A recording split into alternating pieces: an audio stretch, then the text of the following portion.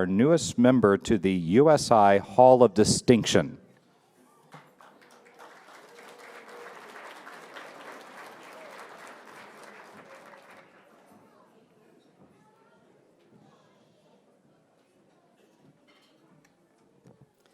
Good evening, everyone. Really appreciate everyone being here this evening. This is a great crowd tonight to recognize a lot of really special people. It's good to get people back on campus for the first time in many, many years, and seeing the new buildings and the new arena, and it's just great to see the energy in the room. So we appreciate everyone being here. Before we get to our Hall of Fame inductees this evening, I want to describe to you a little bit about our USI Hall of Distinction. I don't really remember how many years ago it was, but at a certain time, our Hall of Fame committee got together, and we were trying to figure out how do we honor the individuals who are so critical to our department, but they weren't a coach, they weren't a student athlete, and maybe they weren't an administrator as far as an athletic director per se. So we looked around the country, and we came up with an idea to start what we call a Hall of Distinction.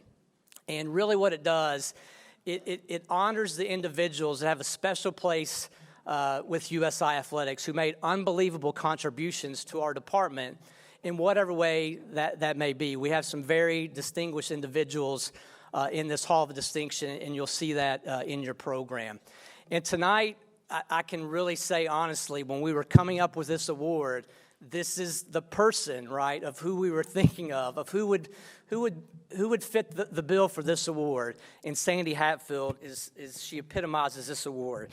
So I'm going to tell you just a couple things about Sandy's contributions to athletics. And if you don't care, but I'm going to take the point of privilege to maybe talk to you a little bit more on a personal level. But Sandy was with the USI Athletic Department for 12 years, and she was with the the Athletic Department for 12 years, but with USI for 24 years. I believe that's right, Sandy. Is that correct? She retired in 2007, and then after her retirement, we didn't really want to get rid of her, right? So she was the chair of our varsity club. She was the third woman, the third female to be the chair of our varsity club, and she became the chair of the varsity club in 2009.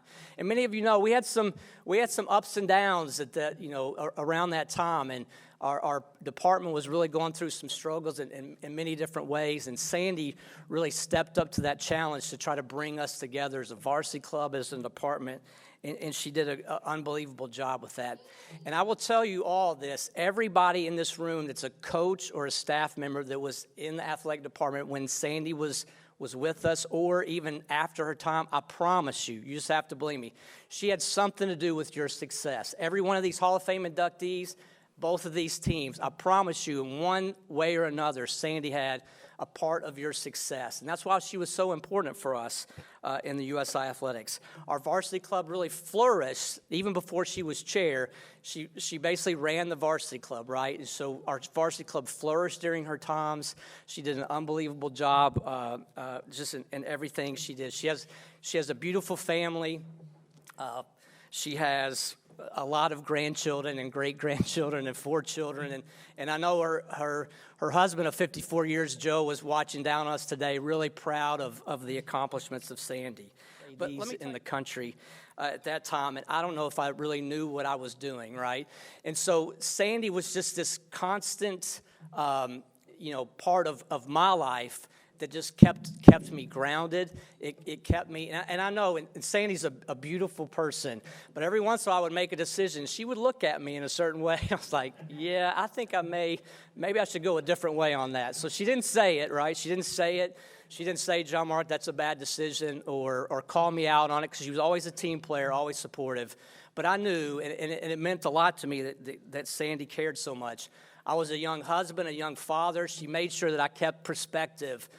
My wife ran a business. She was just as busy as I was in raising our children, and I was gone a lot coaching and being the AD, and she kept everything in perspective, even helping with my faith as I converted to be a Catholic, and she helped me through that process. So she meant a lot to me, a lot more than just helping the athletic department. So I greatly appreciate what she did for me and my family. And she knows just as much about my kids than I do. She asks every day about how they were doing in sports, if there was a play, what have you. So I appreciate you allowing me to give you a little bit of personal perspective of Sandy. So There's nobody that deserves this award any more than Sandy. She's done so much for all of you. Again, I promise, I know many of you know, I'm just looking at Coach Stein knows that, Coach Gerard, Mandy Fulton, Ray Simmons, Coach Children. We all know those things. And Sandy, there's no one that deserves this award more than you. So I'm going to ask you to come up, and I'm going to ask Mandy Fulton, our assistant AD, to present the award to Sandy. Sandy Hatfield.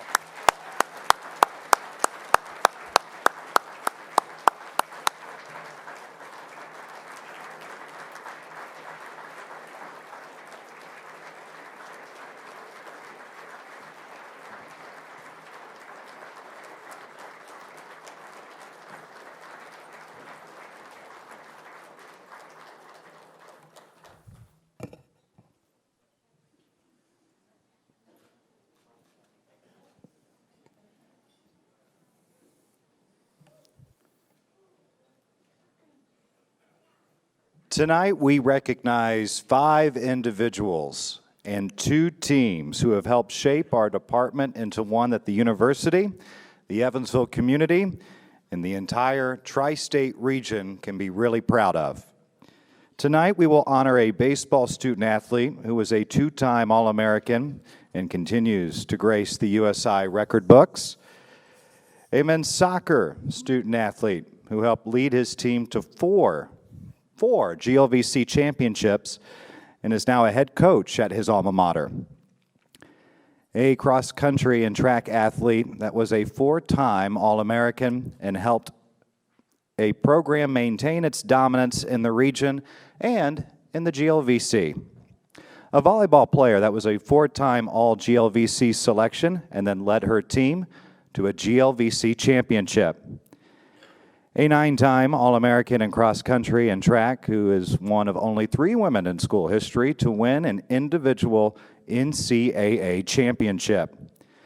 A men's basketball team who was the first to earn USI a spot in the coveted Elite 8 and national championship game.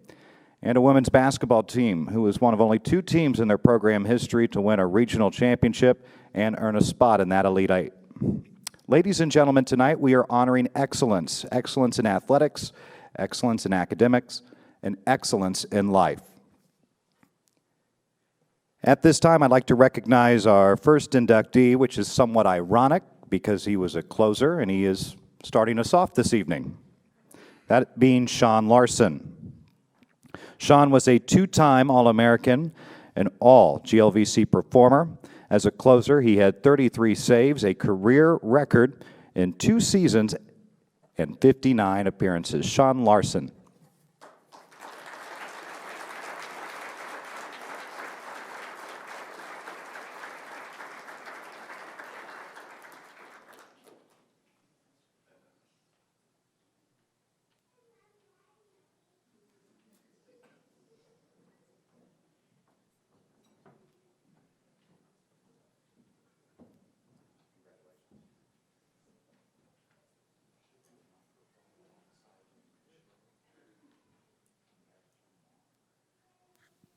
Do you guys hear us?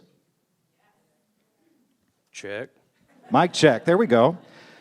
So I guess, Sean, the first thing I want to talk about is what was the initial reaction when you received the phone call that you were going to be inducted into the Hall of Fame?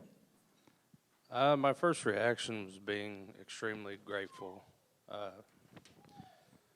My time here was, I hope, a bridge to the future success that the program had, and I just really was happy that I could be remembered for being a part of that. How cool was it to play college baseball so close to your hometown and close to family and friends? I believe I was blessed with that as well. That was a selling point by Coach Archuleta and Joel Weaver. When I came on my visit, they convinced me that, Southern Indiana was my home, and I've already got a name around here, and I might as well continue that, and they sold me on it. Every closer has a different mentality. What was your mentality when you were called upon in the 9th inning to close out a game for successful programs? Honestly, I loved being in that moment. Just the idea of one-on-one, here it is, me against you. You can't beat me. 33 saves, ladies and gentlemen. Who are some of the people growing up and in your life that influenced your ability to play baseball and play it at a high level? Well, I think first of all, the mentality comes from Michael Jordan. You know, win at all costs. You know, you may not be popular for it with people that are close to you, but you'll remember. And once I saw people like Mariano Rivera, Eric Gagne, a little bit later on, Brian Wilson, you know, some of these guys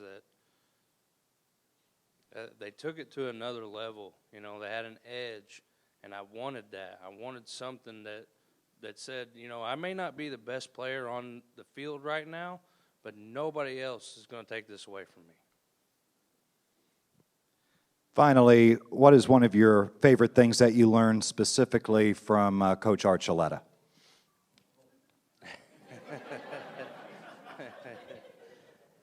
I could make jokes, but truthfully, I commend Coach Archuleta because when he took over here, the baseball program was not greatly successful, but he brought in players that bought into his system, guys who were selfless and would do the things that they were asked to do, and it gave him and the other players a lot of success, and obviously it's turned over into national championships, and thank you, Arch. And here to present Sean with his award this evening is his former coach, Tracy Archuleta.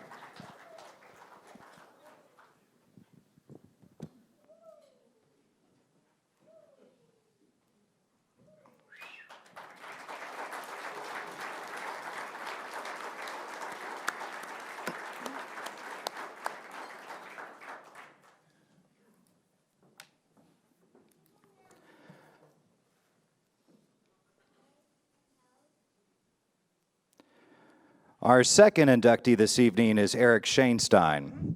Eric was a member of the men's soccer team and is a four-time GLVC champion, a three-time All-GLVC performer. He still ranks third in career goals with 34, career points at 90, and is fifth in career assists with 22. Ladies and gentlemen, Eric Shainstein.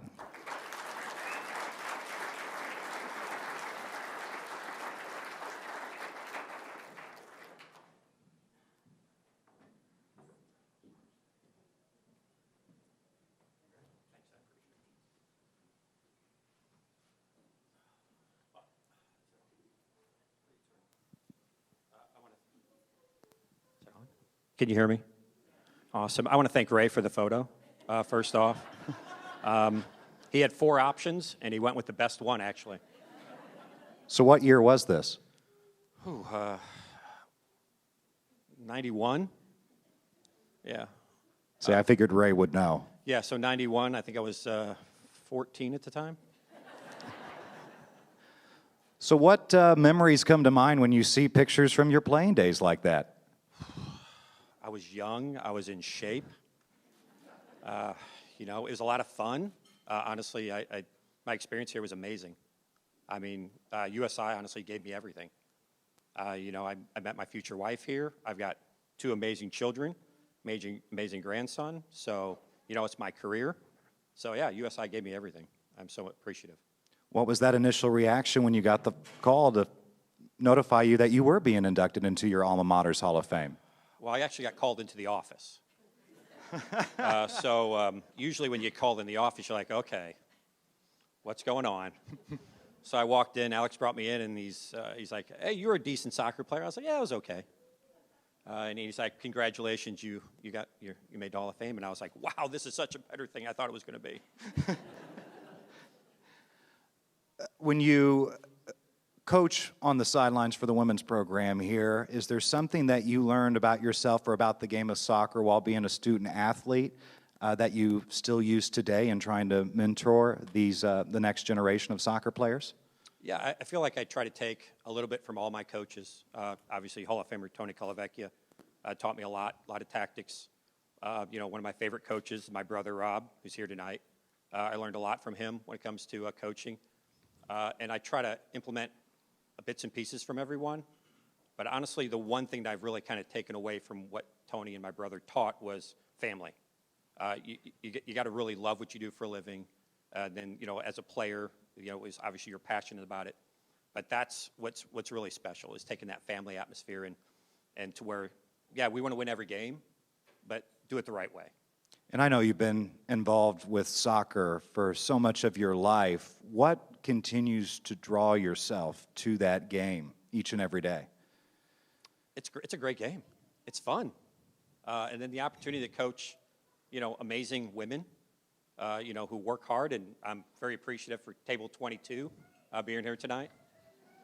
But it's an amazing game to have the opportunity to be a part of individuals' lives and hopefully make them a great experience for them. It's a rewarding job that I recommend to everyone. Final thing, I think it could be underappreciated. 57 victories in 4 years. That's incredible. So how were you and your teammates in that era of USI soccer able to maintain that poise and focus when every team would be gunning for you as being the top team in the conference? So I remember when I first came in, there wasn't many victories.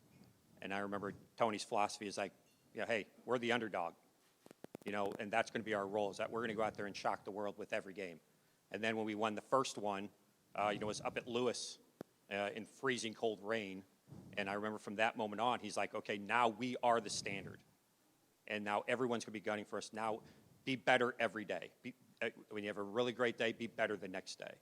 And that's what he told us, and that's what I've always felt like we need to do is just be better than the next day. And, we fought hard, and we believed in ourselves, we believed in our coaching staff, and the university was behind us 100%. And it was an amazing 4-year run. I've got some great teammates over there that I appreciate them being here tonight. And listen, this is a great university. How we're growing, it's phenomenal. It is indeed. Ladies and gentlemen, let's give a big round of applause to Eric Shainstein. And presenting Eric with his award this evening are his family members, Molly, Alex, and Adam.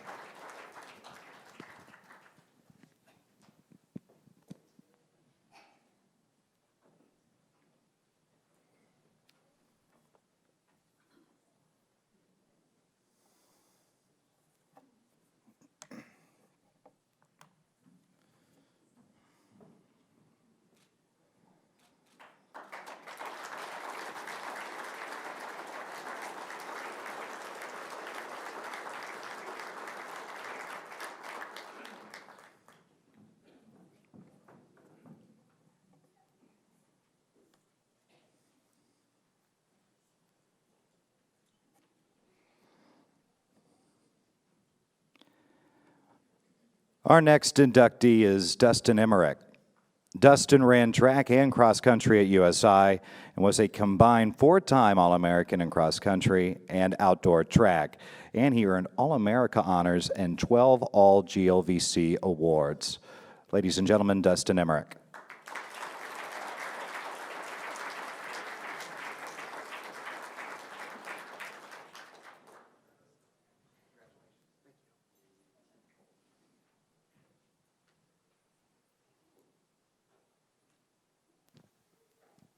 So, initial reaction when you received the call from John Mark?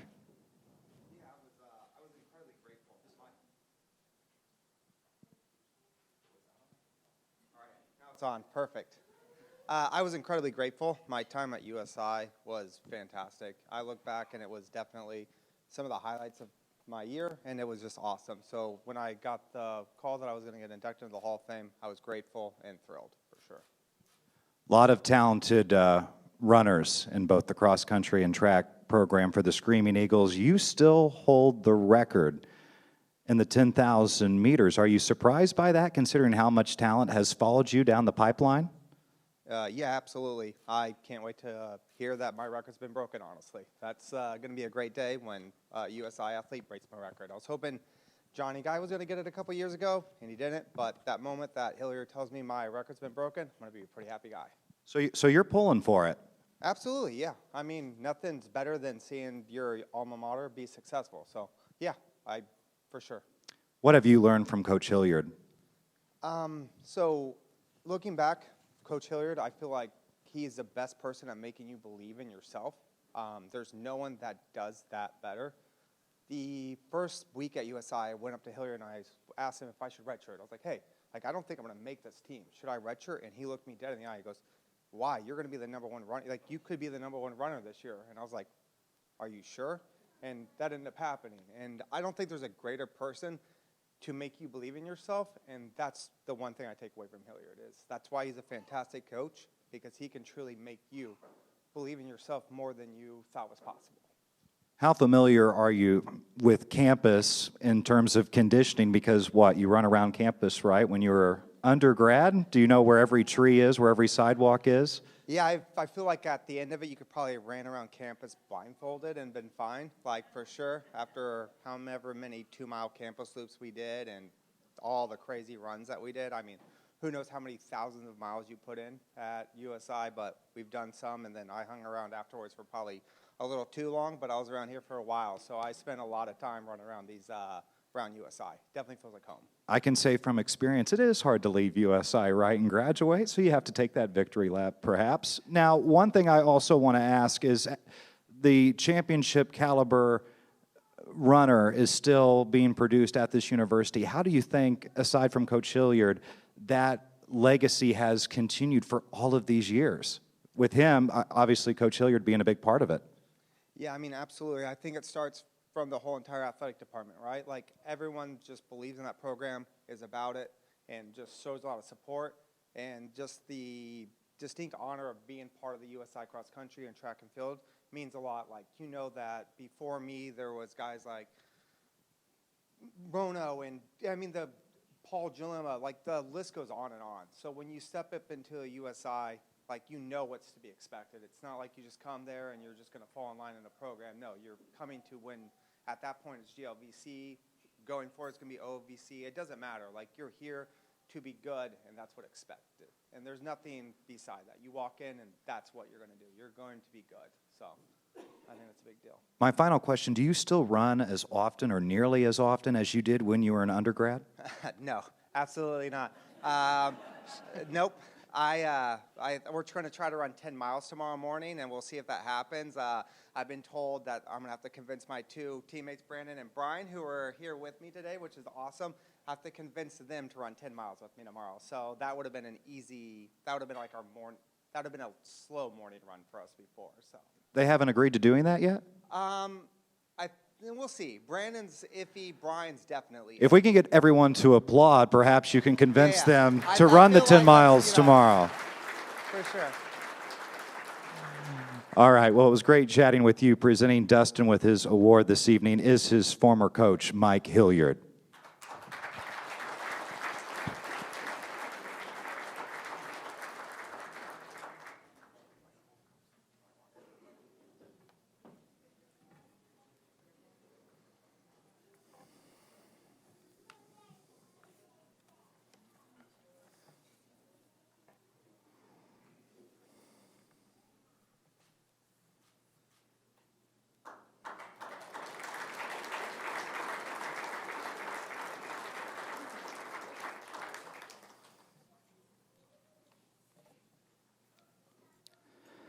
Our next inductee this evening is Stephanie Wilson Poland.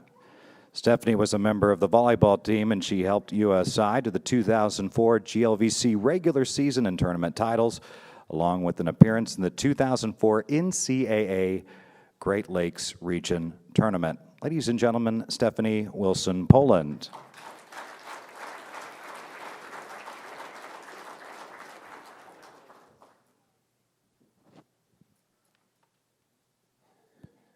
Is it still on? It's still on. this on? There we go. Initial reaction when you got the phone call from John Mark Hall that you were going to be inducted? Both surprise and just such honor. It was so exciting. Just what a wonderful place and so many wonderful memories here. Just the volleyball players that came before, I looked up to my entire career here, and to join their ranks is just amazing. When did you start playing volleyball? Middle school, I believe. We were a basketball family, but my sister and I bucked the trend and ran away from basketball as quickly as we could and just lived on a volleyball court. How thankful are you that you made that decision when you were in junior high? Exceptionally. Was there anybody that got you to make that volleyball decision at that age, or was it just wanting to try a new sport? You did it on your own. I have a big sister, and she was playing, and she enjoyed it a whole lot, and so I went to camp, and all the players said, "You're going to be a setter," and there I was. Who was the better player, you or your sister? No comment. When you think back to the 2004 campaign that you had with you and your teammates, what stands out? The seniors that year were particularly just excellent players. Two of them are already in the Hall of Fame, Leanne Gross Gleam and Laura Ellerbush-Schnurr. She was a junior that year. And just the camaraderie, the unwillingness to let anyone get us down. It was us against everyone else and also against gravity, because volleyball. But it was just such a wonderful group of people, a wonderful leader in our coach, and just the people were fantastic. What do you think when you come back to campus and see the growth that has happened here on all aspects, the academic side, the athletic side, with all the facilities? I mean, is it mind-boggling to you? It is, and it's wonderful. It's so great to see USI growing. It's so great to see it getting respected and just more people coming, more people seeing what a magical place this is. To be a part of that championship history that Southern Indiana Athletics has, how important is that to you? It's very important. It's very important. One of my favorite teammates in the world, my roommate Molly Rahman, is right here, and I think we both share in the pride of being part of that. And then winning a regular season conference championship, which is a long haul, it's a couple of months, and then sweeping and winning the conference championship as well within a week's time. How were you and your teammates able to be so focused in and locked in on the task at hand? No one was going to get us that weekend. Not a person, not a team. That was our time. Is there a moment in that conference tournament where you knew that this was a team of destiny, that they were going to sweep the GLVC titles? I don't know if there was a particular moment, but I think we just all could look in each other's eyes, and they weren't going to get us. It was SIUE, for anybody who was there. They were the ones, and there were a couple players that we knew, and we'd stare them down across the net. If you have an opportunity here this weekend to chat with current volleyball players, what type of advice would you give to them, knowing what you know now?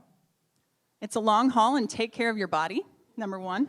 But number two, just enjoy it, because it won't last forever. And there's so much joy in the game. It's a beautiful game, and to really cherish it while it's there. Thank you very much. Presenting Stephanie with her award tonight is Molly Rahman. Steph Nagel.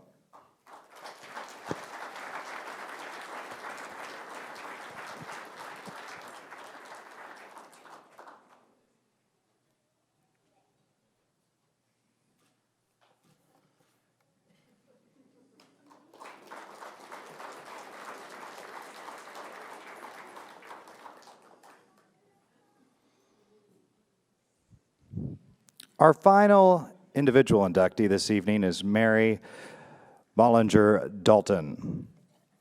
Mary was a national champion in the 3,000-meter steeplechase at the 2009 NCAA Division II Outdoor Championship. She was also fifth in NCAA Division II Cross Country Championships, along with several other accolades and honors. Ladies and gentlemen, Mary Bollinger Dalton.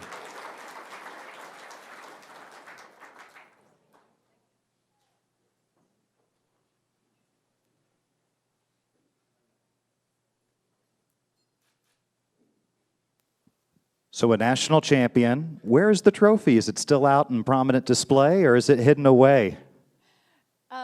It is actually on display in our kitchen. We have glass cabinets, so it's above all of the cabinets in the kitchen. So I guess if I was looking at it, I would see it every day, but I don't really look up there too much. to No, be and it's honest. something to be really proud of, right? What Yeah. memories come to mind on that day back in 2009?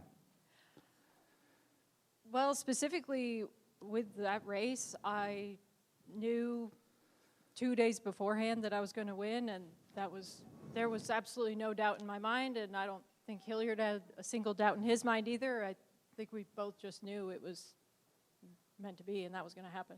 What was the difference? What do you think led to that moment where you had that much confidence going into a national championship? Just the confidence from the training that I had done, and I remember there had been a few hiccups along the way with just like a little bit more pool workouts than normal, and I remember Hilliard looking at my training with me and going over it, and it was just, there was no question like that I was fit and ready to race, and it was just basically a mental game at that point, and I felt incredibly ready. So. How much of a commitment to conditioning and staying in shape is cross country and track? Are there enough hours in a day to do what you need to do to be race ready? I think if you want to be very successful, you really have to focus on your training, but also focus on your recovery and your rest. And that's something that is really challenging for a college athlete if they're taking a hard course load. And so I think that was, that's something, advice I would give is to focus on your recovery and your rest, because if you're working hard in training, you really need that other side to balance you out. How did you grow as a student athlete from the moment you stepped on campus to the moment you left? Oh, I grew immensely. I came in, I actually went to a Division I school my freshman year, and I had really sporadic success in races, but I think the glimmer of hope was there, but I also had a lot of really terrible training days and races, and that's kind of where I started. And then when I left, I left with a successful career and was very confident in my training and my racing, and I went on to be a professional athlete after that, and it really was, I came as a solid high school runner in the state, but I left with the opportunity to run professionally. Very cool. What did you learn from Coach Hilliard just from all the experiences and all of the high leverage races that you had to run and compete in? I learned how to be confident in myself and in my training, and like Dustin mentioned earlier, he really knows how to get you to believe in yourself. I remember when I was talking to him, before I had even transferred, I was talking to him on the phone, and he was telling me then that I could be a national champion, and that was when I had run a full minute slower than I eventually did for USI, and so it was like he already believed it, and I was like, oh, I can do that, yeah. If he believes in me that much, of course I can do that. And how great was it as a student athlete having a support system like that? Oh, it's fantastic. I know college athletics really well. I was a coach for a while, and my husband is a head coach at a school in the OVC now. So I know college athletics, and the environment here is fantastic, and the team culture was really phenomenal, and that's just something that can have great success for a lot of programs if the coach is willing to put that effort in. And finally, who got you started in running, or was it just something you picked up at a very young age? I actually had an elementary school gym teacher that told me you need to go out for cross country and track when you go to middle school. I was always good at it as a little kid, but I just loved racing. I would race anyone, anytime, and that was just what I loved doing. So she fostered that and told me what cross country was. I had no idea what any of it was. I thought you could just play soccer and run around, and she told me I could actually just run, and so it was like light bulb moment. Yeah, I'm glad she did. Presenting Mary with her award this evening is USI cross country and track coach Mike Hilliard.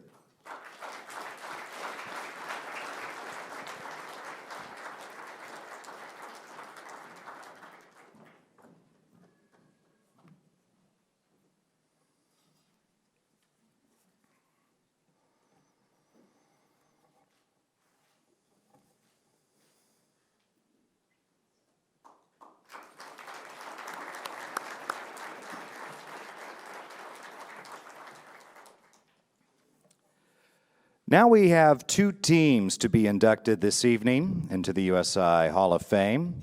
The first team is the 1993-94 men's basketball team. And that 93-94 team was the first team to make an Elite Eight in men's basketball and host the USI record for 100 points, doing so 18 games that season. I had to double check with Ray Simmons that was accurate. So let's welcome up first a message from the head coach of that team, Bruce Pearl, who could not make it this evening, but he did send a special message for us to view tonight. What's up, guys? I don't even know where to begin. And I know it's probably you're wondering, I don't think I've ever known Coach Pearl to be speechless. Maybe it's because when I coached you, I was a lot younger. I didn't have much gray hair, nothing on my face, and I might have been a little sharper. You guys made history. National semifinalists. You took that Southern Indiana program in basketball and put it on the map.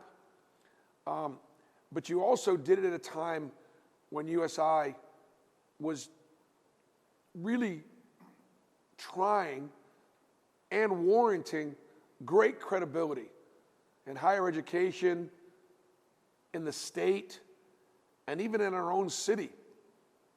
And so when you took your university and your community to heights that they hadn't been to before, knowing how the region really respected the quality of Division II basketball, you made a huge impact on the university, on the community. And I would venture to say that USI wouldn't be where it is right now if it wasn't for moments like what we had in Springfield, Massachusetts. Thanks for putting up with me and my demands and my inabilities and my youth and my inexperience. In many ways, you guys overcame me and won in spite of me. You know, a lot of things about that year I'll never forget. But, you know, playing so well in Springfield and so well on the way to get there against the best competition that you could possibly have. The road was difficult, and we met every challenge. And we ran into just an awesome Bakersfield team that did outplay us. And I'll never forget Stephen, who is, you know, now, you know, whatever he is, my associate head coach here at Auburn, being what little buddy was probably 7 or 8 years old, something like that, and he's on the end of the bench crying. Referee blows the whistle, comes over, and he says, "Coach Pearl, you got to do something about that kid on the end of the bench." I'm thinking one of you guys lipped off. I said, "Which one? What are you talking about?" He said, "The one down the end crying." I'm like, "Who's crying?" I went down the other bench and said, "Buddy, what's wrong?" He said, "We're going to lose." And then the other thing I'll never forget is when we were in the locker room afterwards, and it was quiet. There were a lot of tears, and I heard Neil Coyle talk to God. And probably more important than my hearing Neil Coyle talk to God was that Stephen was in there hearing Neil Coyle talk to God. What a great group. I don't want to go up and down the roster and tell each and every one of you how much you meant to the program, from the assistant coaches, from Coach Hurtis and the staff, all the way, you know, through our managers, our support staff, the varsity club, the support we received from the university. What an incredible team. And what a great team that you guys have right now with one of the best young coaches in all of college basketball. I'm talking about any level, and I've been saying it a long time. I've watched Stan, and I've coached against him. And he's really good. He's better than me. And I know how much you guys appreciate the job that he's doing right now, the credibility that we're getting in the OVC. Just incredible. So happy for Stan. So proud of the program and the university, John Carl and the leadership. You guys are doing a great job. Just keep it going. Guys, you know that those of you that have reached out to me and stayed in touch, you know I will always hit you back. Yeah, I get pretty busy during the season, and we get pretty busy building these programs and doing what we're doing. My family is good. I've got a couple of grandbabies now. God's blessed us more than we deserve. I've got a beautiful wife, Miss Brandy. We'd love for you all to get to know her. You guys call me if you need anything, and for those of you that have called me, you know I'll get back to you, and I'll do anything I can to try to help you. So, wish I could be there tonight. Wish I could be there to help celebrate you. But obviously, I got my hands full with Tennessee. You guys take great care. Thank you. Thank you. And congratulations. And now I would like to welcome that 1993-94 team up.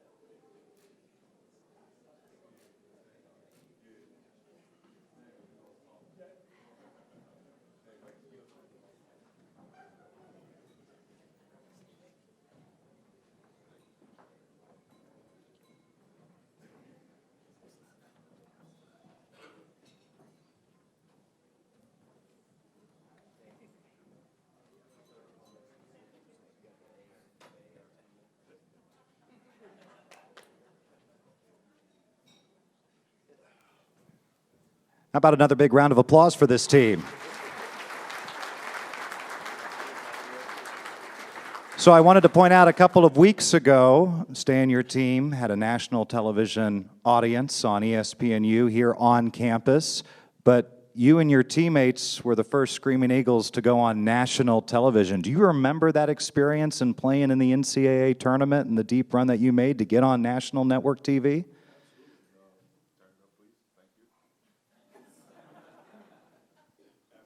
Can we hear me? Absolutely. I remember that day like it was yesterday. And like Coach said, the road to get there, you know, it was a journey that we took together. We embraced each and every day, made each other better people, better players. And like Coach said, when we made to the Elite Eight, when his son, Stephen Pearl, was a young man crowned on that bench, you know, I remember some of the stories where Scott Boyd was holding him up by an arm and a leg, swinging around in practice. My family was there, you know, so just some moments that I'll never forget for the rest of my life. When you see these guys after all these years, is there a moment in that championship run to the title game that really stands out as a moment that will stick with you for the rest of your life? Well, some of the stuff we can't repeat. Okay, that's fair. But I will say, you know, families stick together through the toughest times. We had a lot of heartache and pain together. You know, we were 28-4. We argued, we fought, but at the end of the day, we loved each other, and we still do to this day. But our fearless leaders on this team, Tyrone Tate, Chris Bowles, you know, Jeff Doyle, Craig Martin, who's not here tonight. We don't win the national championship in '95 without our '94 runner-up team. And I will say this, these guys, they taught me and our team the following year how to win, because how they prepared each and every day for practice. You know, we didn't walk into practice every day and take it for granted. You know, we competed. We held each other accountable, and that was mainly because of our point guard here, the smallest guy on the team, Tyrone Tate, but everybody was in fear of him because of his demand and the things he presented to us and how he held us accountable across the board. 100 points in a game 18 times. So it had to be a collective effort, but what was the magic to that offense in 93-94? Shoot as fast as you can. But with our pressure defense, we pressed a lot. You know, we sped teams up, and everybody had a role in the team, you know, and everybody embraced their role 110%. And no one ever went outside of those means. And that's what made our team special. You know, Coach Pearl was the ultimate motivator. He'll, as you heard him speak a second ago, he would make you think you could run through that brick wall. And that's what you want of your coach, to help you guys, to make you think you can do anything possible. And he instilled that in each and every one of us. And to this day, you know, like he said, you know, we're a family. We talk all the time, and he helps us any way possible. But the confidence he instilled in us, he made us think we can do things we couldn't do. And I'm extremely grateful. That's the reason why I'm coaching, because of the coaches that, you know, came along throughout my life. But let me say this. We do have one coach present. You know, Coach Hurtis is not here. Brent Baker, I'm going to get up because you guys hear enough of me. You take this seat. Brent Baker was on staff here, and he was a coach. So I'm going to let him have the mic. We're grateful he came.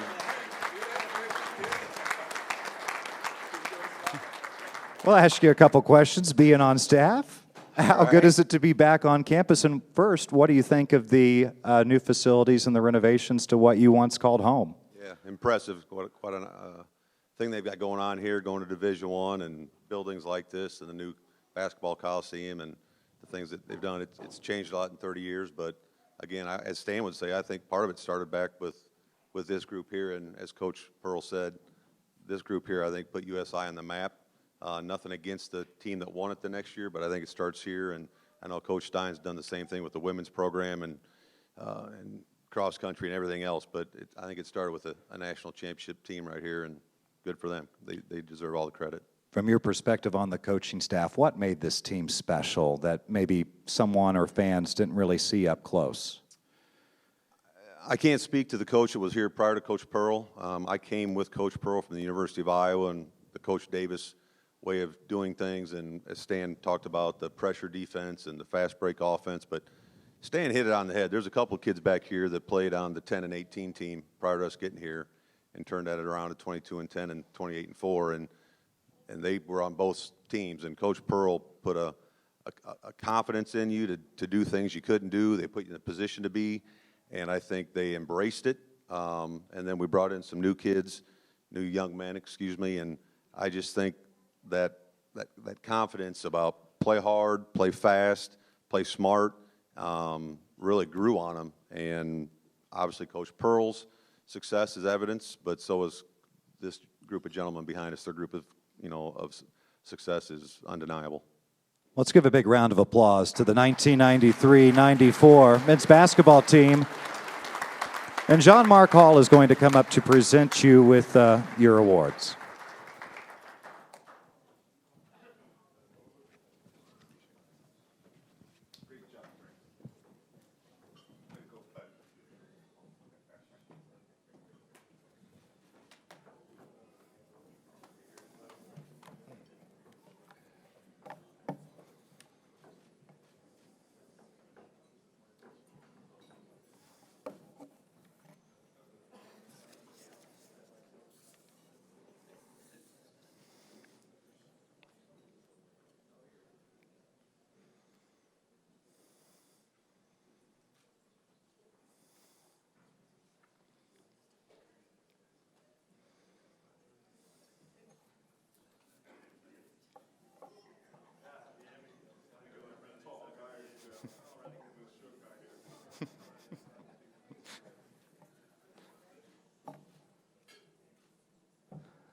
Let's have another round of applause for the 93-94 team.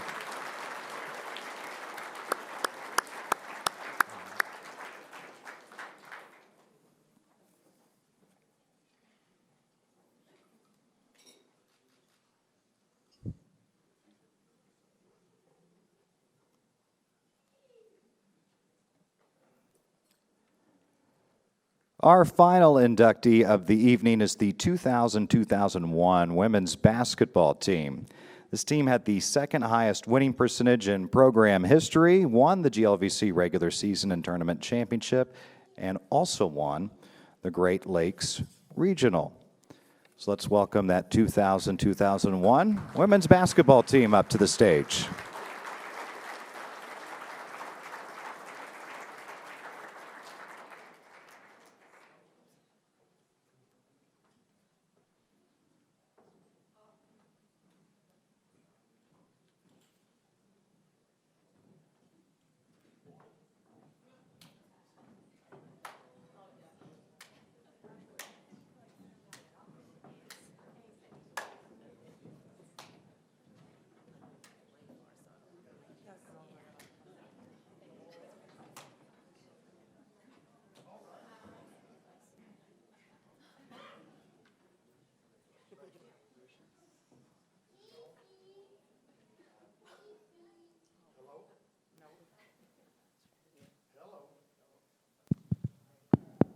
Mic check. Okay, you can hear me now. You're good. So how awesome is it to see so many of your former players and staff back here to celebrate this amazing team? It's amazing. Yeah. You think throughout all your years of being around, college sports or just sport in general, and the times that you've had and the opportunities that you've had, this team is amazing. Obviously, I love this team, and I think this team loves each other for sure. And the accomplishments were not by accident. How this group came together, the things that they accomplished, that whole year was just awesome. And it has everything to do with each individual on this team and what they gave and what they wanted to accomplish and what they fought to accomplish, all year long was just amazing. And to be at this point is super. I'm so proud of this bunch and so proud to be here, with them tonight. How happy were you when you found out that this team was going to be celebrated by being inducted into the Hall of Fame? Yeah, it's about time. Come on. All right. No, I'm kidding. One second. Special groups. I've been around a lot of great teams and been blessed to have that opportunity. This is a special group. This group was special from day one. We had an amazing group of returning players from the year before that had really, their leadership and their understanding of what we were trying to accomplish was awesome. And then we filled in these gaps, and we had, I think, 6 returners, and we added 6, and each and every one of them fit every gap and hole perfectly, and it came together so quickly and so amazing. And we have everybody here tonight except for a couple. Casey Hughes Lamb's not with us. She passed from breast cancer a few years ago. Jasmine War, sorry, a little emotional on that. But her mom's here tonight. Let's give a round of yeah, applause how about then. that? Yes. Yeah, there she is. There she is, right back there.